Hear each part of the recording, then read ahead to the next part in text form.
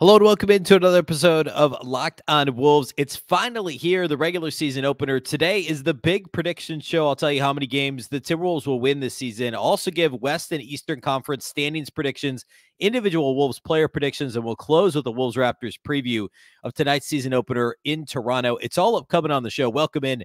You are Locked On Wolves.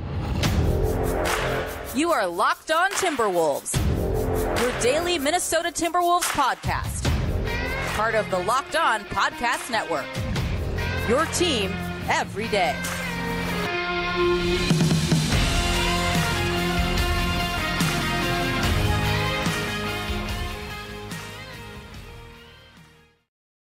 Hello and welcome to the Locked On Wolves podcast, part of the Locked On Podcast Network, your team every day. My name is Ben Beecken. I'm the host of Locked On Wolves. Happy Wednesday, everybody. Happy hump day and happy NBA regular season. Well, actually, Timberwolves regular season opener day. The NBA, of course, kicked off Tuesday night, but it's all happening tonight for the Wolves. Minnesota is at Toronto. We're going to preview that at the end of the show. Plenty to get to first. I'll give my final predictions heading into the season. First, though, off the top, a big thank you for making Locked On Wolves your first listen every day. Of course, this show is free and available everywhere, including YouTube, as well as all of your favorite audio platforms. Wherever you like to listen to podcasts, you can find Locked On Wolves. You can also watch on the Locked On Sports Minnesota app. That's on both Roku and Amazon Fire TV. And you can follow on X, formerly known as Twitter, at Beecken, and also at Locked On T-Wolves. Don't forget the T. All right. It's happening. It's tonight. Timberwolves at Raptors. Get excited. I have a lot of predictions to get to, so I'm going to jump right in. I'm going to give you right here off the top. I'm not going to bury this in the show. We're going to hit it right away. My Wolves record prediction, my win total prediction for the Wolves this year. And then I'm going to give some reasoning as to why, because it's fairly optimistic. I'll just tell you that right now. And then I want to talk about Western Conference standings, Eastern Conference standings, some individual Wolves player predictions before we get to Wolves Raptors towards the end of the show. So here it is. Without further ado, my Timberwolves win total prediction for this year is 49 wins. That makes their end of season record 49-33. Of course, we have the, not actually, because there's the play and stuff in the middle. Whatever. Call it 49 wins. Just call it 49 wins for the season. And here's why I think that. And let me give some additional context. The FanDuel over-under, or the FanDuel win total prediction, on which you can, the win total you could bet over-under on, is 44.5, which I think is quite low, obviously. I'm taking them to win 49 games this year. And I'm going to give actually a little bit later my 6 favorite over-under bets based on the win totals at FanDuel. So we'll get to that in a little bit. But I have the Wolves at 49 wins for a couple of reasons. So first of all, this would be 7 games better than where they finished last year with, of course, 42 wins. 3 games better than 2 years ago, Chris Finch's first full season at the helm, the year in which the Wolves took the Memphis Grizzlies. The Wolves, as the 6th seed, took the 3rd seeded Memphis Grizzlies to 6 games in the first round before bowing out. That was before the summer of the Rudy Gobert trade. This would be winning 3 more games than that team, 7 more games than last year's team, and I think it's completely doable. This team last season was the number 10 defense in the league. There's no reason they should not be a top 5 defense this year. Rudy Gobert is a walking top 10 defense himself. Anthony Edwards continues to improve defensively. Jaden McDaniels continues to improve defensively, which should scare everybody because he's already the best ball screen navigator on the perimeter in the league, at least in terms of wings. And he is the best point of attack. The best isolation perimeter defender in the league, according to B-Ball Index. This should be a top 5 defense. Oh, and by the way, Mike Conley replacing D'Angelo Russell, that makes a big difference too. No, it's not the same Mike Conley that was in Memphis, a half decade plus ago, but he's still a very good on-ball defender and a fantastic team defender. So you're talking about a starting lineup with 4 out of 5 players that are above average defensively at their position, Karl-Anthony Towns being the quote-unquote weak link. But remember, as we've talked about before, and I'm not going to get too in the weeds on this right now, the Wolves have the ability to do so many different things defensively, whether it's Towns guarding a 4, Towns guarding a lower usage player on the other team, and just allowing Jaden McDaniels to fight through screens on the perimeter, or basically having Mike Conley and Jaden McDaniels stay home and fight through screens. They could switch. That's probably the least likely thing that they would do, besides maybe playing a zone.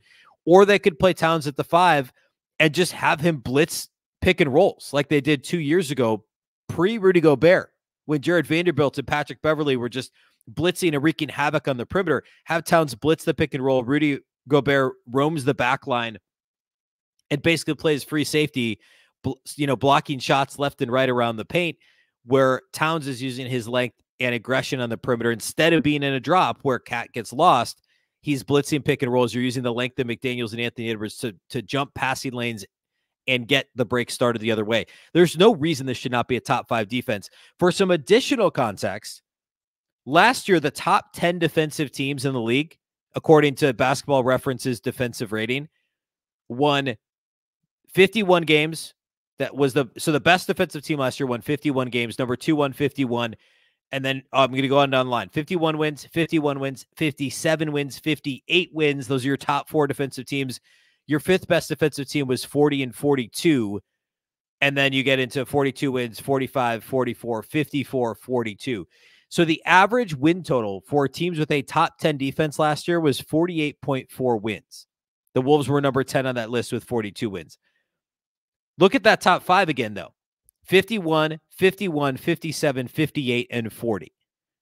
Now, the Timberwolves last year, the offense can't be worse, right? I mean, it technically could because they were 23rd. But should a team with Anthony Edwards and Karl-Anthony Towns ever be worse than 23rd in offense? Like, that was atrocious given the amount of talent on the team. Now, of course, Towns only played in 29 regular season games. I get that. But this team had no business being 23rd in offensive efficiency last season. It won't be that bad this year. It will be significantly better. And if you assume, like, let's just say it's the 15th, 16th, somewhere middle of the pack offense, and the defense improves, this is at the very least a mid-40s win total team, which should get you above that 44.5 win total line over at FanDuel. And I'm going to go all the way to 49. Now, remember, what did I just say? Top 10 defenses last year, those teams averaged 48.4 wins. I'm going to round that up to 49. That's what, like, all these things together, I think this is a high 40s win total team, and I'm going to be optimistic and go with 49. Of course, given relative health and everything, we're not talking about, well, no, I'm not going to say anything related to health. I'm not going to tempt fate at all. I'm just going to leave that there. So my logic here is this is easily a top 10 defense, very well should be a top 5 defense. The offense is not going to be worse than 23rd last year. And if you assume relative health, and Karl-Anthony Towns plays more than 29 games, and Ant continues to ascend, and Jaden continues to ascend, this team could win 49 games. And that's my official prediction for the team this year. I'm going to give where I think they are in the West right now. Then we'll do Eastern Conference. I'll give you my 6 over-unders, and we'll get to Wolves predictions in the preview later. So quickly here, Western Conference, what I have the number 1 team in the West being the Denver Nuggets.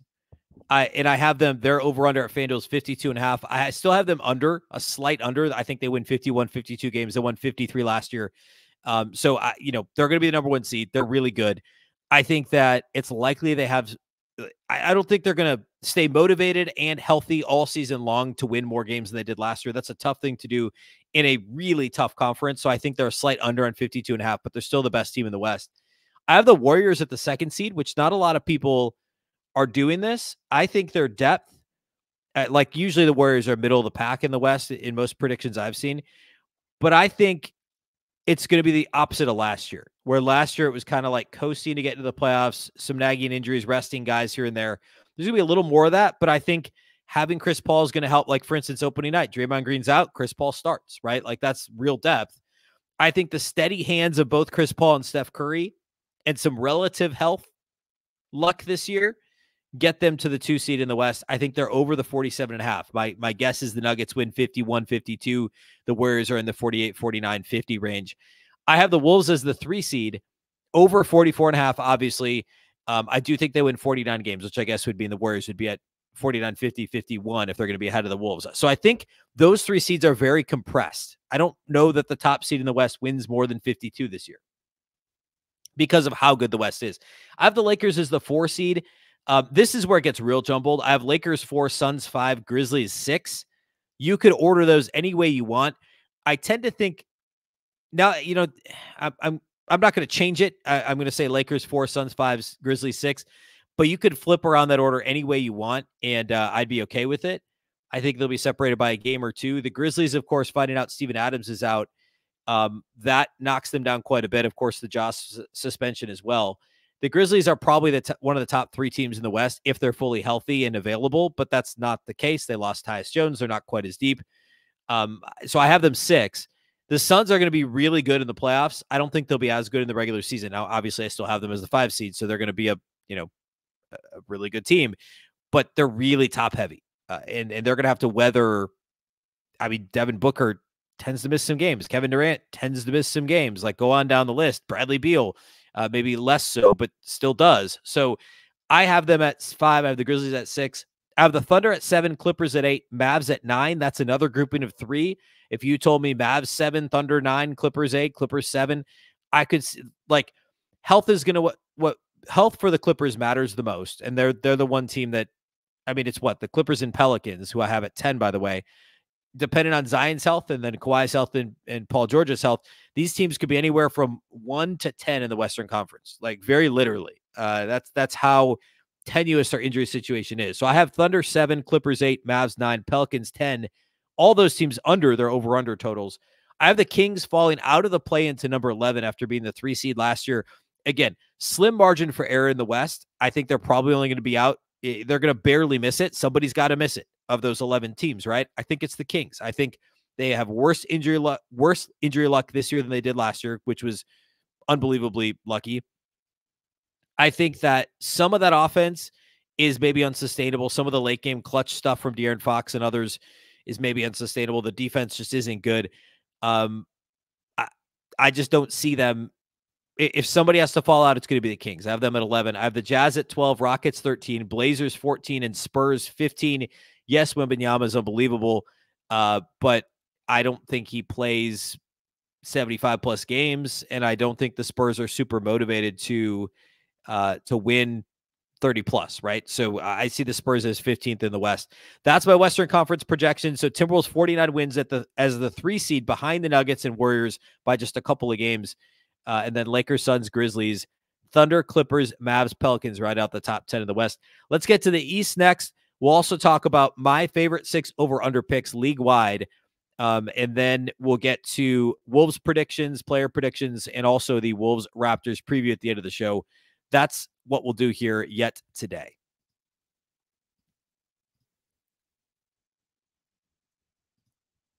Today's episode of Locked On Wolves is brought to us by our friends at PrizePicks. PrizePicks is the most fun that I've had playing daily fantasy. You can win up to 25 times your money this football season.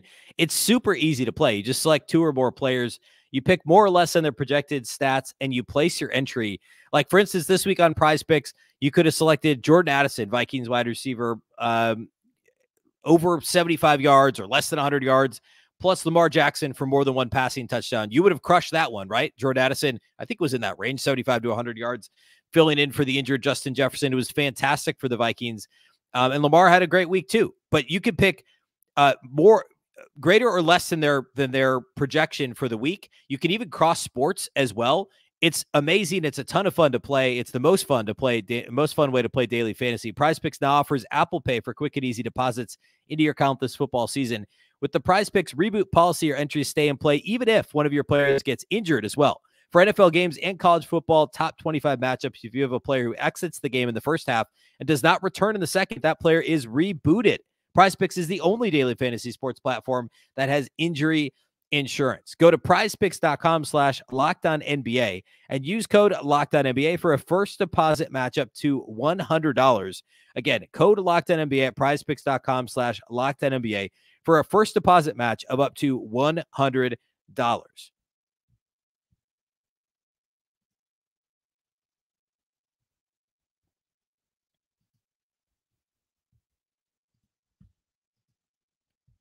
A big thank you once again for making Locked On Wolves your first listen every single day. Of course, everydayers.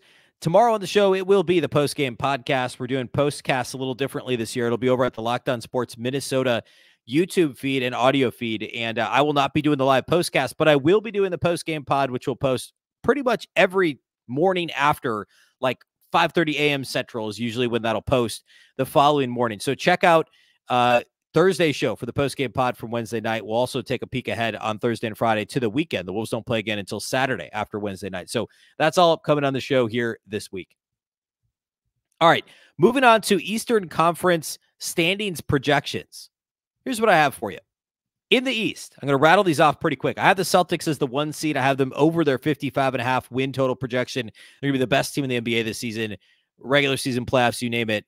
Jason Tatum, Jaylen Brown, Drew Holiday. That's perfect, right? Like there's a lot. Obviously, Porzingis could make an impact. I'm less inclined to count on him due to his injury history, but they're going to be the best team in the league. I have the Bucks also at over 54.5 and as the 2 seed. Sixers, the 3 seed, but under their 49.5 total projection. They're so hard to predict because of James Harden, but turns out they still have Joel Embiid. The Cavs, number 4 in the East. I think the top 4 are pretty much solidified, depending on what happens, I guess, maybe with James Harden, but I think that's your top 4. The Knicks are in 5th in the East in my predictions. The Heat 6, Raptors at 7. More on the Raptors here in a minute. Actually, a lot more because we'll preview that Wolves matchup too. I have the Nets at 8, the Hawks at 9, Pacers at 10, and then I have the Hornets at 11, just missing the play, and I think they'll be better than most people think this year. The Bulls at 12, Magic 13, 14 is the Wizards, and 15 is the Pistons. I think the Pistons are probably the worst team in the league again this year. I think the Wizards may be a little better than people think, but I also believe that they won't be motivated to win a ton of games. So that could be like a weird get off to an okay start and then just bottom out as the season goes on. My favorite over-under picks league-wide. The Timberwolves over, because I have them winning 49 games. Their over-unders at 44.5. That's 5.5 wins over, which is huge. My next biggest one over would probably have to be the Raptors. I have them winning. I guess I didn't predict their exact total, but their win total projections 36.5. I think they win 40 plus games. I really do. I think Toronto's better than people realize. They've still got, I know first year coach makes people nervous. I get it, but I think that's a pretty easy over. So I have Wolves over. I have Raptors over. I'll give you one more over. I've got the Hornets over. Their win total prediction is just 31.5. I think they'll win in the high 30s, maybe mid 30s. Either way, that's a lot more than 31.5. LaMelo Ball is better than people remember. Yeah, he's really bad defensively. He's got some other issues, but he only played 20-some games last year. Like, if he's healthy, and I know the Bridges thing's a disaster, obviously, but I still think this is at least a mid-30s win total team. So I have them as an over as well. Unders. I have the Chicago Bulls under, probably only slightly. Their predictions or their totals, 37.5. I think it's a slight under. I think the Kings are a little bit of a bigger under. Theirs is also 44.5, the same as the Wolves. I have them finishing 11th in the West. I think they're probably right around 40 wins. Is maybe 41, 42 wins at best. But I have them under 44.5 regardless. My last one is I have the Suns under. For the reasons I mentioned a few minutes ago, it's a really top-heavy team, and they've got older players that are going to take some nights off. They just do. They don't have to get the 1 seed, right? And their win total is 51.5. They don't need to win 50 games. They just need to win like mid-40s, high 40s. They're probably, their goal would be to try and cruise in and get that home court advantage and whatever, get the 3 or 4 seed. I don't know that that'll work out the way they want it to, but this is still such a good team with so much talent.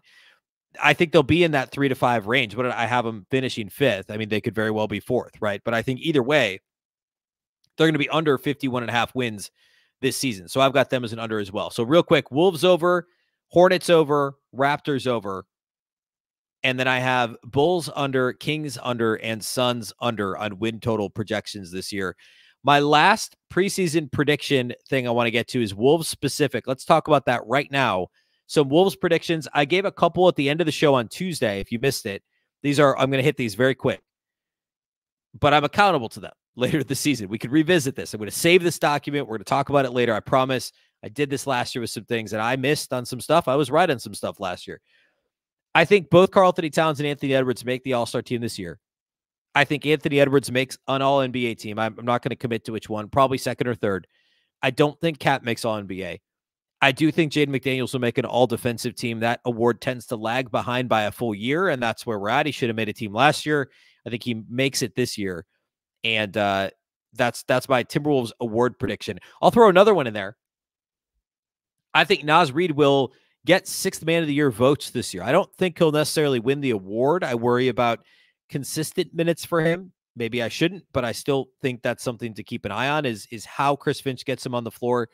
And if he defends well enough to stay on the floor as the 4 in a lot of different stays on the floor at the 4 in a lot of different lineups, I think he'll get 6-man votes simply because he's going to score a bunch off the bench, right? Like when he's in the game, the ball's going to find him. He's going to get shots up. So I think Naz will get some votes for 6-man of the year.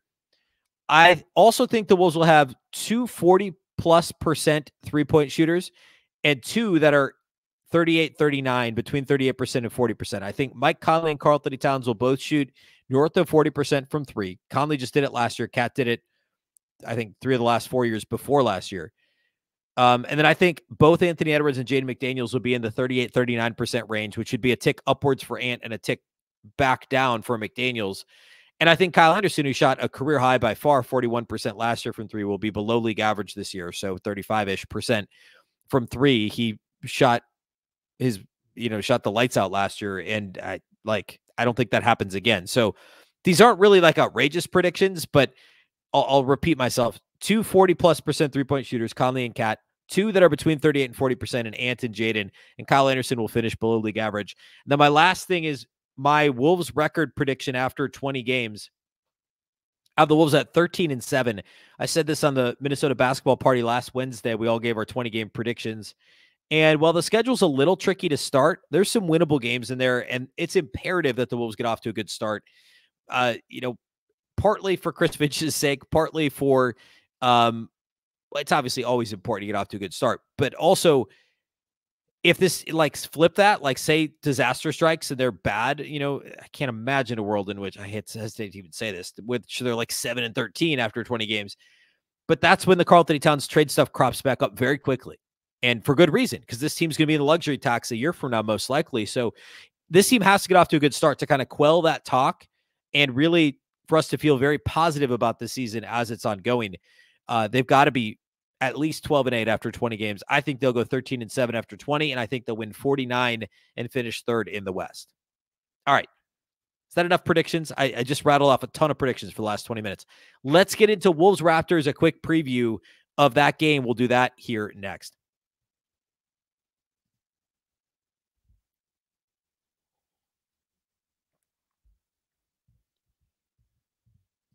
All right, the Timberwolves are in Toronto to kick off the season on Wednesday night.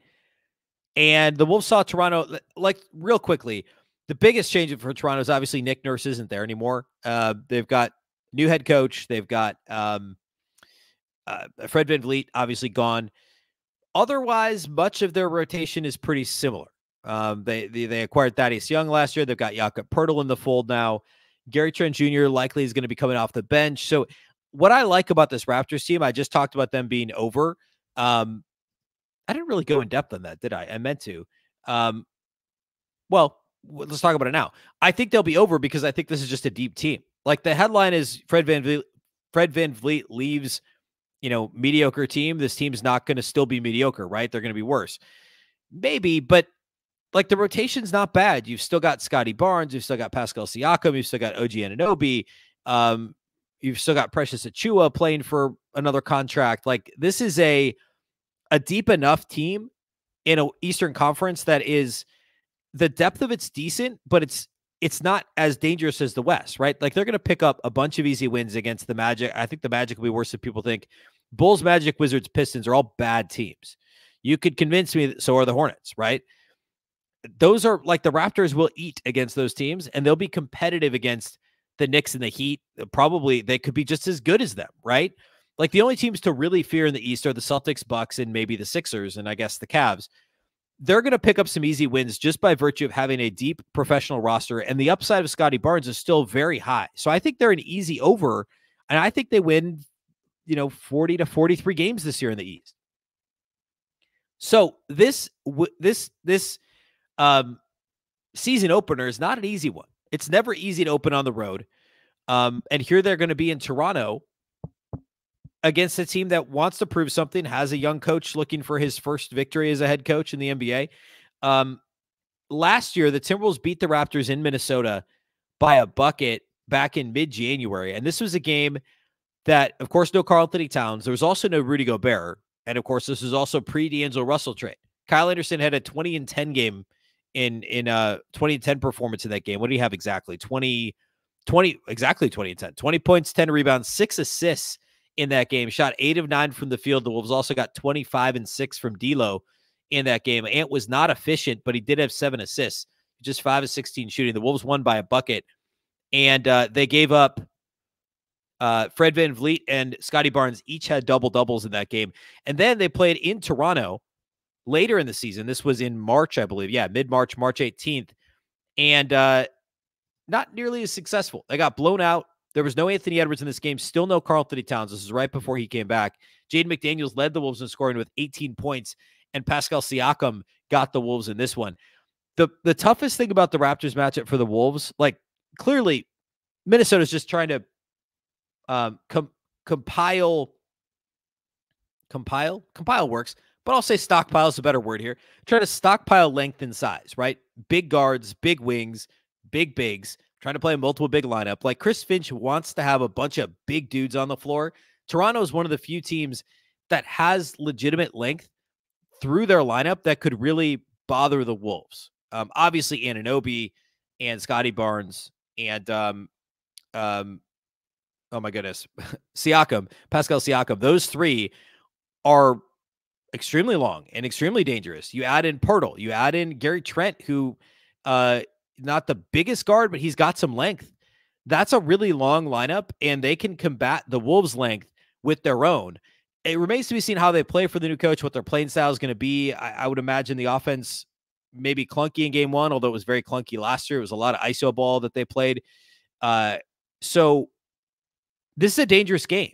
I mean, it's one of those that, like, this is the trick with the Wolves actually having expectations now. It's been like this the last couple of years, but now with all this added pressure of, like, hey, they got to get out to a good start. This is one of those that it's a tough game. So it's understandable if you lose on the road to a decent, like a 40-win team, right? That's not crazy. That happens. But at the same time, it's a game they're going to be favored in and a game they should win. And when the schedule came out, you know, you glance at it, oh, okay, at Toronto, that should be a win because they lost Nurse and, you know, they lost VanVleet. It's not an easy win, right? Like, this is a tough game to open up the season. It's just a tough matchup. So I think the Wolves will win this, but it's not nearly the W that I think a lot of us may have chalked it up to right when the schedule came out. So I'm looking at the FanDuel line here right now. The Wolves are favored by a single point on the road in Toronto.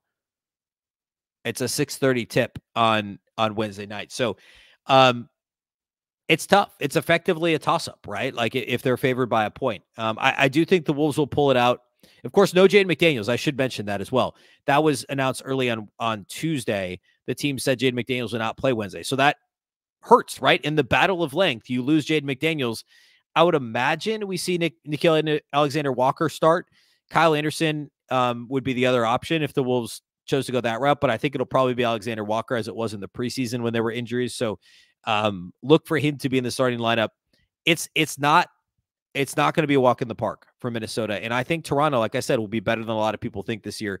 So the keys for me, as always, is defensive rebounding. And that's probably a key to the game every single game this year until the Wolves prove that they can actually grab a rebound. But especially against a team with this length and level of activity. And don't be sloppy with the ball, because Toronto can be extremely disruptive due to the aforementioned length that they have and athleticism. Don't be sloppy with the ball. Be strong on the glass. And the rest should pretty much take care of itself. Like, the Wolves are a good team. This is a winnable game. And even without Jaden McDaniels, it'd be imperative for them to come out with a victory and start 1-0 this season. All right, Thursday, as mentioned, we'll do the post-game podcast here. It'll be early Thursday morning that's posted. Check out the live postcast following the game. It will be live on YouTube on the Locked On Sports Minnesota YouTube channel, and then the audio will post on the Locked On Sports Minnesota audio feed, I believe, pretty much right away after the live video happens. And then we'll do this show. The post-game pod will post early Thursday. Also, later today, you're listening or watching this on Wednesday, midday today, we're going to have the Minnesota basketball party episode previewing tonight's game with the whole group of people. Jack Borman from Canis Hoopus, Reggie Wilson, the lead sports anchor at KARE 11, and then also Ron Johnson from the Ron Johnson Show on Locked On Sports Minnesota, former Vikings and Gophers, former NFL receiver, former Gophers receiver. We're gonna preview this game. We're gonna talk about the Jaden McDaniels extension, which I covered extensively on this show on Tuesday, among other topics. So be sure to check that out later today to get your opening night Wolves fix. Again, that's the Minnesota Basketball Party Show. It will be on this audio feed. If you're on YouTube, it'll be over at the Locked On Sports Minnesota YouTube channel. But on audio, it will be on this feed, Locked On Wolves. So go make sure to check that out here later on today. All right, that's all we got for you today here on the show. Of course, we will have the post-game pod on Thursday. A big thank you to making this show your first listen every single day. Of course, it's free and available everywhere, including YouTube, as well as all of your favorite audio platforms. Wherever you like to listen to podcasts, you can find Locked On Wolves. You can also download the Locked On Sports Minnesota app on both Roku and Amazon Fire TV. And you can follow on X at Beecken and at Locked On T-Wolves. We'll be live tweeting a bit here tonight. We'll get into that here right away at the start of the season. So follow along again at Beecken or at Locked On T-Wolves. Of course, the Locked On Wolves podcast is part of the Locked On Podcast Network. Remember, the Locked On Network is your local experts on all the biggest stories. Once again, I'm Ben Beecken. This is the Locked On Wolves podcast, and we'll catch you next time.